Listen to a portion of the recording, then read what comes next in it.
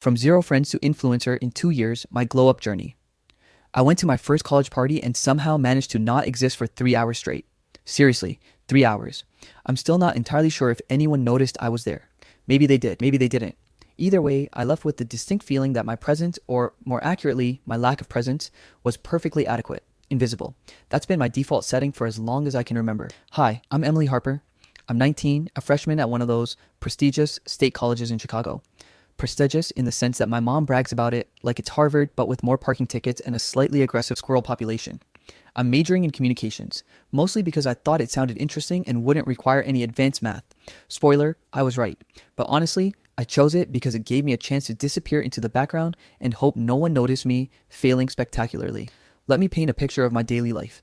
I wake up to the sound of my alarm and immediately contemplate whether it's socially acceptable to crawl back under the covers and pretend the day doesn't exist. Spoiler, it's not. So I drag myself out of bed, throw on whatever's clean, and sprint through my morning routine like a contestant on a very sad reality show. By 8:30, I'm in class, seated somewhere in the back corner where I blend perfectly into the shadows. I've mastered the art of pretending to take notes while scrolling through memes on my phone. Nobody talks to me, and I don't talk to anyone. It's a mutual agreement. I won't bother you, you won't bother me, and we all survive college life just fine. After classes, I work part-time at the coffee shop near campus, the one with too many Instagrammable latte art designs and music that is vaguely aesthetic indie, but somehow makes my head hurt after 3 hours. I spend my shifts making drinks, handing out pastries, and quietly judging everyone else's life choices while remaining entirely invisible. Seriously, some days I'm so good at being background noise that people literally don't see me. It's not that I hate people, I just don't know how to exist around them. Conversations feel like complicated math problems I never learned, and jokes sound like inside jokes I'm never invited to. My social anxiety is the fun kind that makes your stomach flip whenever someone laughs near you, just in case they're laughing at you, which they usually are in my paranoid little head. And my self-esteem? Let's just say it's on life support. My reflection in the mirror has a permanent meh face plastered on it.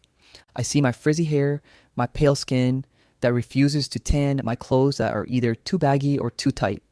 And I sigh because I just don't measure up. Of course, college is filled with people who seem to glide through life effortlessly, while I stumble through invisible hallways. The popular girls, let's call them the mean squad, make it their life's mission to remind everyone of their superiority.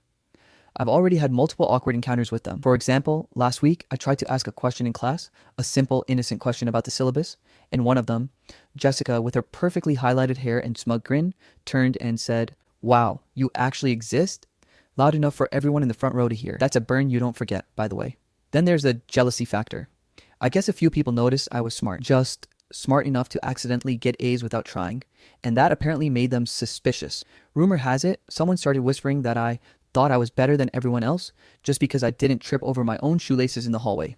True story, I trip over my shoelaces a lot, just usually when no one is watching. So, yeah, life was uneventful. I existed, I survived, and I basically had a personal cheer squad of self-doubt rooting against me from the sidelines. Then came social media.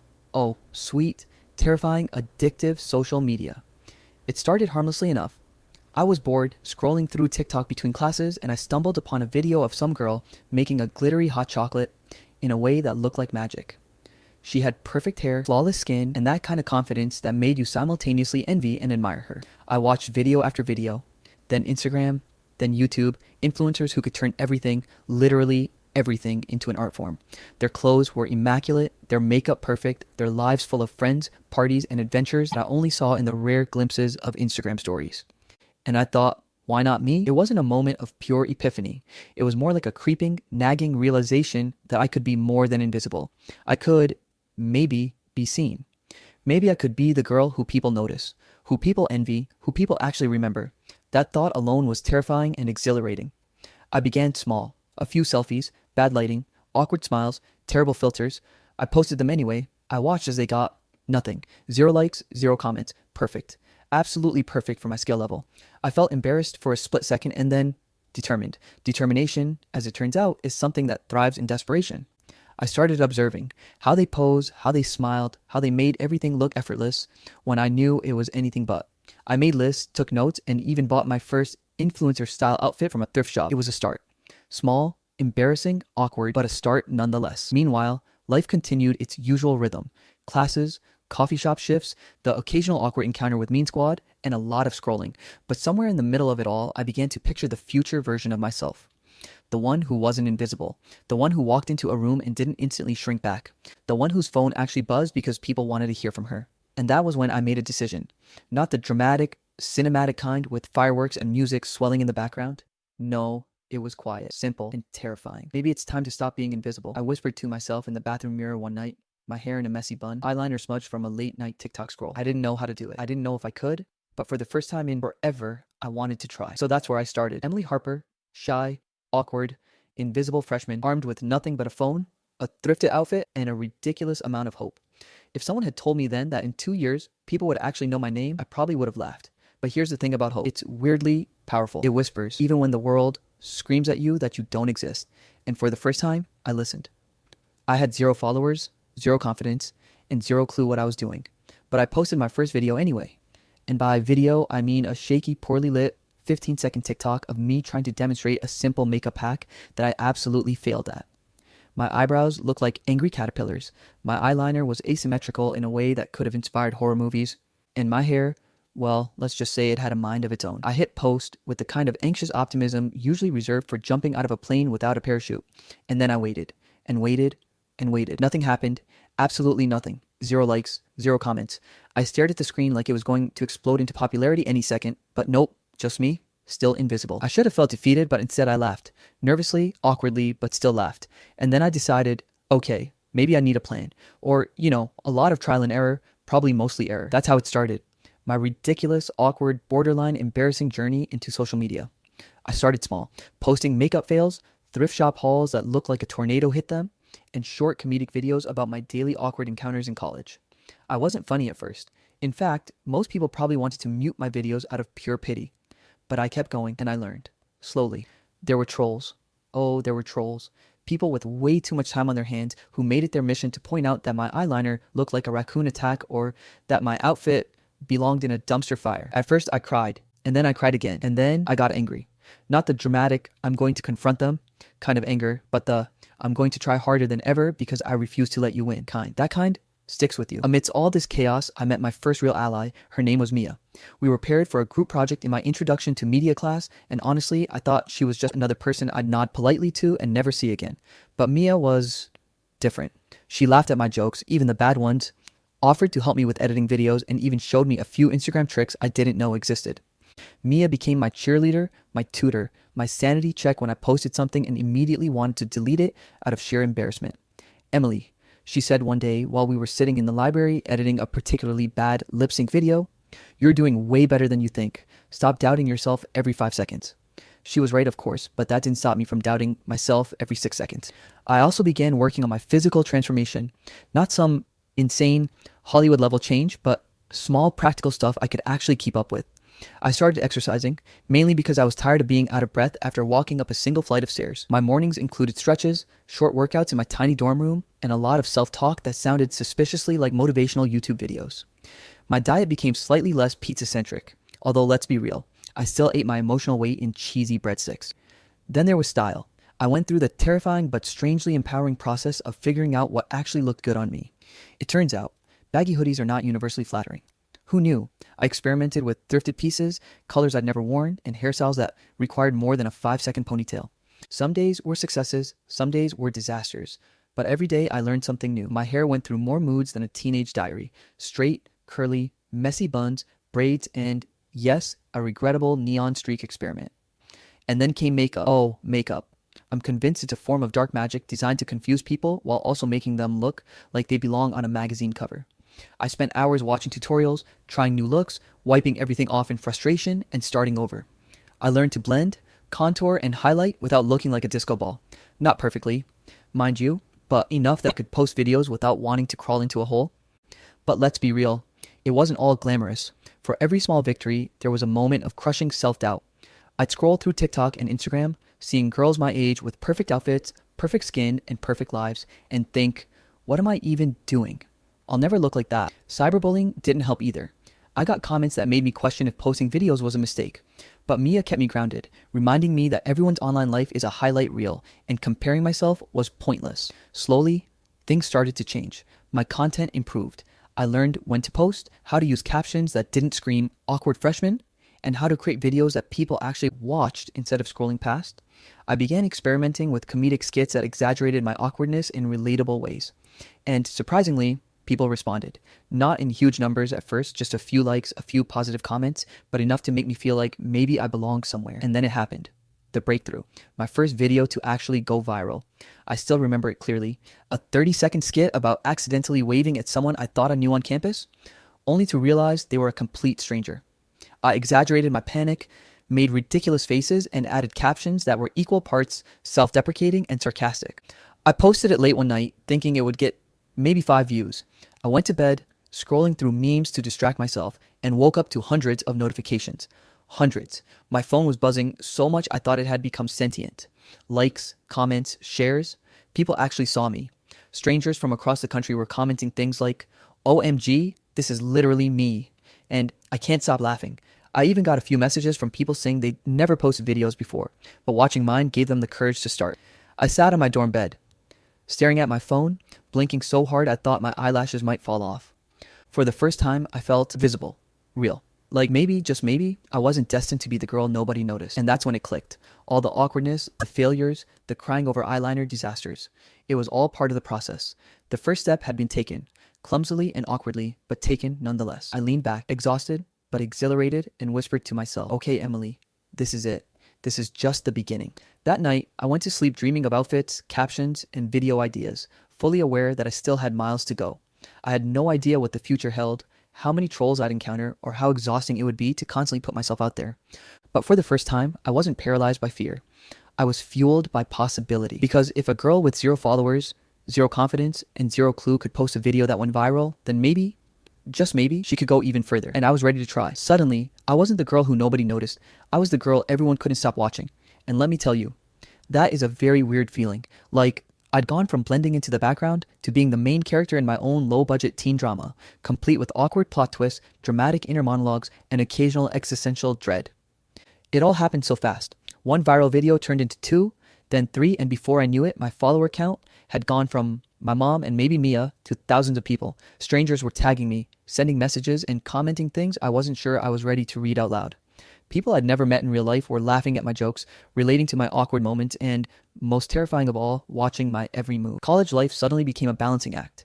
Between classes, my coffee shop shifts, and editing content for social media, my schedule looked like someone had thrown spaghetti at a calendar and called it organized chaos. I was exhausted. Yes, but there was something exhilarating about it. For the first time, I was seen. People recognized me on campus now, waved, smiled, and occasionally I'd ask if I was that girl on TikTok. It was surreal, and honestly, a little terrifying. Because with visibility came drama. Oh, yes, drama. First, there were the fake friends. People who suddenly wanted to sit with me at lunch, study together, or tag me in posts just to bask in my glow. I could spot them from a mile away. They laughed too loud at my jokes, asked way too many personal questions, and disappeared when I actually needed someone. And of course, there were the jealous peers. The same mean squad from freshman year suddenly decided they had opinions about my success. Snide comments in passing, exaggerated concern about my well-being, and the occasional viral diss video directed at me. I'd be lying if I said it didn't sting. It did. A lot. For the first few weeks, I questioned whether any of it was worth it. Maybe I should just delete my accounts, go back to being invisible, and pretend I'd never posted a single video. But then Mia would roll her eyes, send me a screenshot of my rising analytics, and say, "Emily, stop being dramatic. You're literally thriving. Deal with it." And somehow, that was enough to keep me going. Collaboration was another learning curve entirely. I started connecting with other influencers, some bigger than me, some just like me. There were awkward meetings, tense conversations about content ideas, and the inevitable "who gets credit for this?" debates. I learned how to negotiate without sounding like a total idiot, how to make content that still felt like me, and how to keep my sanity when someone tried to ghost me after promising a collab. Then there was the romantic tension. Yeah, I know, you didn't see this coming. Someone noticed me. Not just online, but in real life. His name was Alex, a photography major I'd vaguely met during orientation. He started following me on Instagram after seeing one of my comedic videos, liked everything obsessively, and eventually slid into my DMs with a casual, "Hey, your stuff's really funny. Want to grab coffee sometime?" Cue heart palpitations, internal screaming, and multiple Emily act normal pep talks in the bathroom mirror. I was flattered, excited, and completely insecure all at once. Every time we met, I overthought my hair, my outfit, my smile. What if he thought I was too much? Too awkward? Not cool enough? Social media had taught me to project perfection, but in real life, perfection didn't exist, and I was painfully aware of it. And then came the mental health roller coaster. Anxiety. That old frenemy returned with vengeance. The pressure to maintain relevance online became suffocating. Every post, every story, every caption felt like it had to be perfect. I was constantly worried about losing followers, losing traction, or worse, being forgotten. Sleep became a luxury. My brain wouldn't stop running through content ideas at 3 a.m., and every troll comment felt like a personal attack. I loved the spotlight, but it was exhausting. I had to learn something important. Social media is a highlight reel, not real life. Behind every perfect video was editing, retakes, and a lot of swearing under my breath. Behind every glamorous post were late nights, stress, and sometimes tears. People didn't see that part, and if I wanted to survive in this world, I had to remind myself of it constantly. Despite all the chaos, there were victories. My videos kept performing better and better. I got my first small sponsorship. A beauty brand wanted me to feature their products in my content. I nearly cried when I realized I was literally getting paid to do something I loved. Every new follower, every comment, every collaboration felt like proof that I could do this, And through it all, I embraced my persona. The fun, awkward, sarcastic, slightly chaotic version of myself that people seem to actually enjoy. I realized that I didn't have to be perfect. I didn't have to have flawless hair, flawless makeup, or flawless life. I just had to be authentic Emily, the girl who had once been invisible, but now had a voice, a presence, and a growing little army of people rooting for her. Of course, life didn't magically become easy. There were still trolls, awkward social encounters, and days where I wanted to crawl back into bed and hide.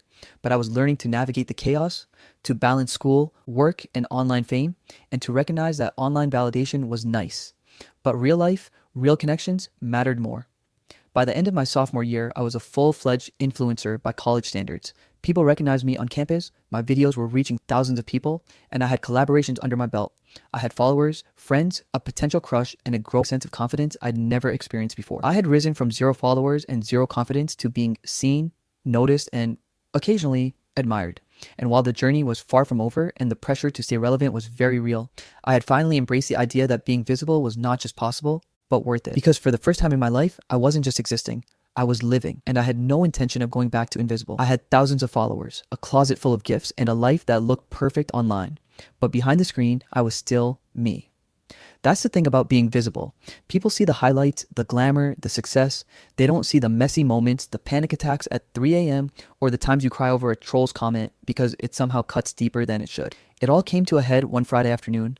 I had just finished filming a sponsored video for a skincare brand. My hair looked decent, my outfit was on point, and the lighting in my dorm room was finally perfect. I was about to post when I got a DM from someone I thought was a friend, someone I trusted for months. It wasn't friendly. Honestly, Emily, you're so full of yourself. Everyone can see it. You think you're better than us just because you're famous online. I stared at my phone, my heart sinking. Betrayal stung worse than any troll comment ever had. This was someone I'd confided in, someone I'd collaborated with, someone I'd considered a genuine friend, and now they were attacking me, publicly framing me as the arrogant, self-absorbed influencer I was secretly terrified people already thought I was. I froze. I didn't post a video, I didn't reply, I just sat there, scrolling through their feed, wondering if I'd misread everything, if maybe I'd done something wrong, if the whole world had suddenly decided I wasn't good enough. That night, Mia called. She didn't ask if I was okay, she just said, "Emily, you've handled trolls, you've handled haters, and you've handled 0 followers. This is nothing. Don't let one person make you forget everything you've worked for." Her words were a lifeline. And slowly, I realized something important. Being an influencer, having followers, and being recognized online doesn't make you invincible. It doesn't erase insecurities. It doesn't protect you from betrayal. And it certainly doesn't define who you are. The next few weeks were transformative in a way I hadn't expected. I started balancing my online persona with the real me. Yes, I still posted content. Yes, I still edited videos. Yes, I still tried to look my best. But I also let people see behind the curtain. I shared struggles, awkward moments, and the little victories that didn't make it to anyone's highlight reel. I laughed at myself more, cared less about perfection, and leaned on the people who genuinely supported me. I reconnected with old friends, the ones I'd ignored in the early chaos of my rise to online fame. Lunches became real conversations instead of staged photo ops. Movie nights were unscripted, with popcorn in our hair and laughter that didn't need captions. Love, too, started to find its place. Not the overwhelming, anxiety-inducing attention of someone sliding into my DMs, but quiet, meaningful moments with someone who saw me beyond the screen. It wasn't easy. I still had insecurities, still had moments where I wanted to delete everything and hide. But I had learned to separate validation from followers and self-worth from likes. Confidence, I realized, comes from acceptance, not admiration. You can't build a life around numbers. You have to build it around yourself. The pinnacle of it all came when I was invited to a major influencer meetup in Chicago. Hundreds of creators, brands, and social media enthusiasts in one massive event space. My heart was racing as I walked in, the echoes of hundreds of conversations bouncing off the walls. For a moment, I felt that old, familiar fear. The invisible Emily. The one who could disappear and no one would care. But then I saw familiar faces. Mia waving from across the room. Friends I'd made online, now approaching with smiles and introductions. Even a few peers from college who had once doubted me. And that's when it clicked. I wasn't just being recognized for my follower count or my videos. I was being recognized for my journey. Every awkward video, every failed makeup attempt, every anxious night, every step I'd taken to rise from invisible to seen. People weren't celebrating perfection. They were celebrating growth. I spent the evening meeting other creators, exchanging tips, sharing laughs, and realizing that everyone there had their own insecurities. Everyone had moments of doubt. Everyone had been invisible at some point. And for the first time, I felt like I belonged. Not just online, not just on a screen, but in the real world. By the end of the night, I found a quiet corner, scrolling through my phone and reflecting on the past 2 years. I remembered the girl who went to her first college party and didn't exist for 3 hours straight. The girl who cried over bad eyeliner and trolls comments. The girl who doubted herself every day. And now, here I was, confident, visible, and still me. It wasn't magic. It wasn't overnight. It wasn't flawless, but it was real. And that's what mattered. I smiled at my reflection in the phone screen and whispered, almost as a promise to myself, Emily, you are enough. You don't need followers to define you. You don't need validation to exist. You just need to be you. And with that, I realized the truth about transformation. It isn't about being seen. It's about seeing yourself. From invisible to visible. Awkward to confident. Follower count obsessed to self-assured. My journey had taught me that authenticity is the ultimate glow up. And for the first time, I didn't need anyone's approval to know that I was exactly who I was supposed to be. All right, that's it for today. I hope you enjoyed the story. We have so many more amazing stories coming your way, so make sure you hit that subscribe button. Our goal is to reach 100K subscribers by the end of this year, and we'd love for you to be part of this journey. Thanks for watching, and I'll see you in the next story.